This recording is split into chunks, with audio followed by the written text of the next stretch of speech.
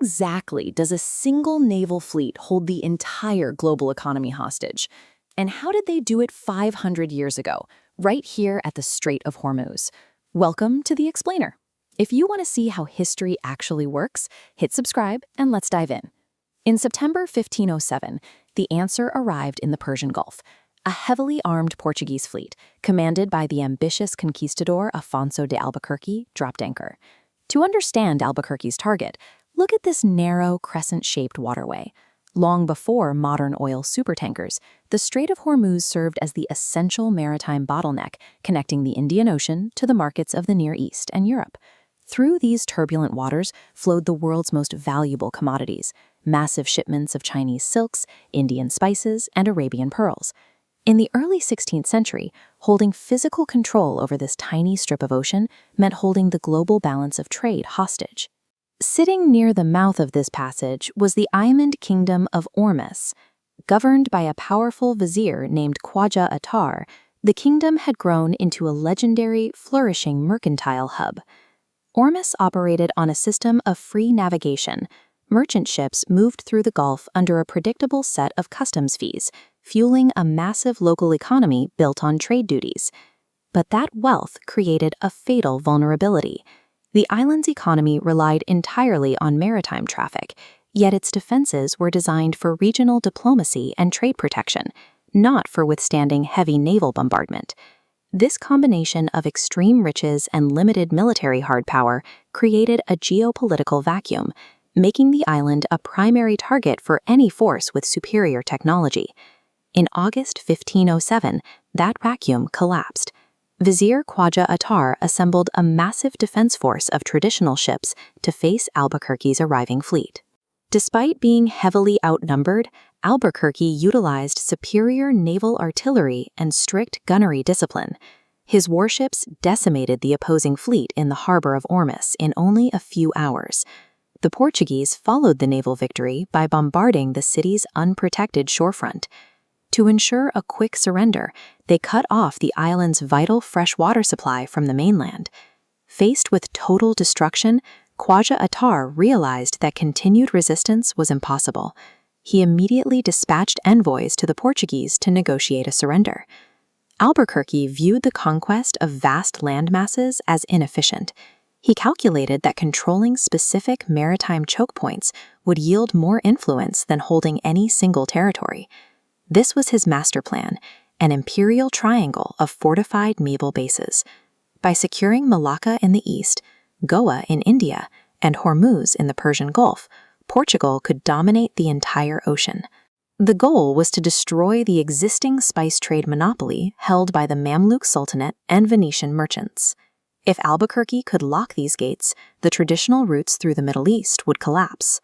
By sealing these 3 points, Portugal could divert the entire global spice trade away from the Mediterranean, sending it around the Cape of Good Hope directly to Lisbon. The resulting Treaty of 1507 codified this takeover. Ormus became a vassal state, forced to pay a massive annual tribute of 15,000 zaraphins to the Portuguese crown. The treaty also introduced the Cartaz system. This mandatory permit turned the strait into a private monopoly. Every single vessel now required a Portuguese naval license just to transit the waterway.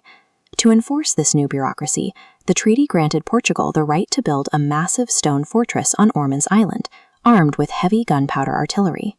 This agreement tied legal permits to overwhelming naval firepower, setting a new standard for how empires controlled global trade. Before 1507, naval authority rested with local emirs and open trade. After the treaty, the Portuguese Armada dictated all movement through the strait from their headquarters in Goa.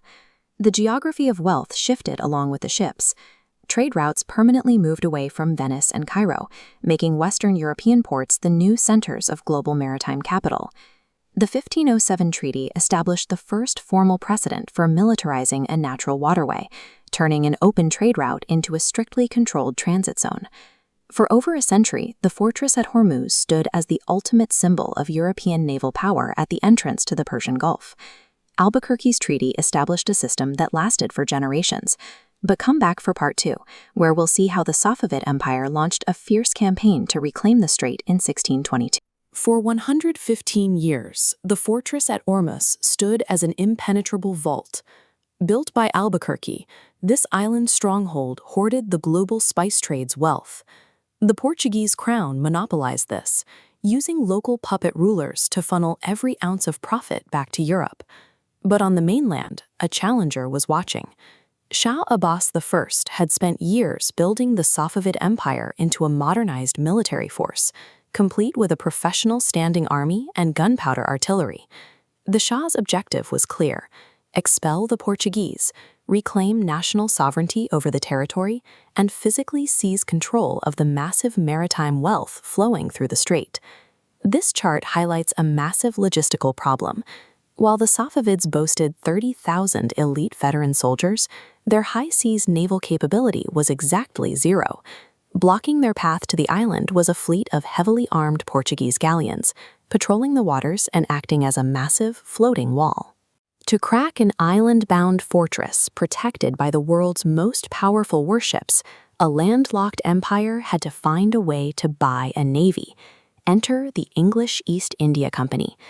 By the early 17th century, they were operating in the Indian Ocean as a highly capable, well-armed maritime force looking for profitable opportunities. Shah Abbas proposed a pragmatic trade. This ledger illustrates the deal. The Safavids would grant the English an exclusive monopoly on the highly lucrative Persian silk trade. In return, the Shah secured total operational control of English warships and their naval artillery. In early 1622, Safavid general Emam Quli Khan launched the first tactical strike, invading the neighboring landmass of Kashmir Island. Capturing Kash severed the Ormus fortress's only freshwater lifeline, immediately initiating a starvation siege against the Portuguese garrison. Simultaneously, the English warships blockaded the maritime approach to the island. They engaged the Portuguese galleons head-on, ensuring no reinforcements reached the fortress from Goa.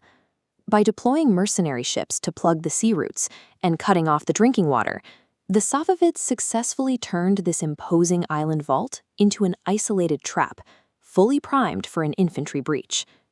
With the water secured, Emam Quli Khan executed a massive amphibious assault, landing thousands of Safavid veteran troops directly onto the beaches of Ormus Island. They immediately faced a severe physical barrier. The centuries-old stone ramparts of the Portuguese fortress were simply too thick for standard siege artillery to dent. The Safavid engineering solution was to go underneath. Specialized miners spent weeks digging subterranean sapping tunnels deep beneath the castle's foundations.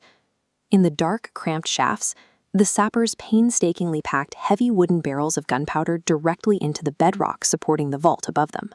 On May 3, 1622, those charges detonated. The blasts collapsed the massive stone walls, forcing the immediate and total surrender of the Portuguese garrison. The detonation permanently annulled the Treaty of 1507, ending over a century of European colonial monopoly in the Strait of Hormuz. The aftermath of the battle brought a surprising strategic pivot. Instead of occupying the captured island vault, the Safavids abandoned it. Shah Abbas completely dismantled the commercial infrastructure of Ormus. He left the ruined fortress to stand as a ghost island, an echoing monument to a defeated empire. This diagram tracks his next move, transferring the entirety of the strait's maritime customs, wealth, and port operations to the mainland city of Bandar Abbas. This tactical shift secured direct continental control over every ship entering the Persian Gulf. It established a sovereign grip on the territory that persists to this day. The 1622 campaign established a historical precedent balancing coastal state sovereignty and international navigation rights.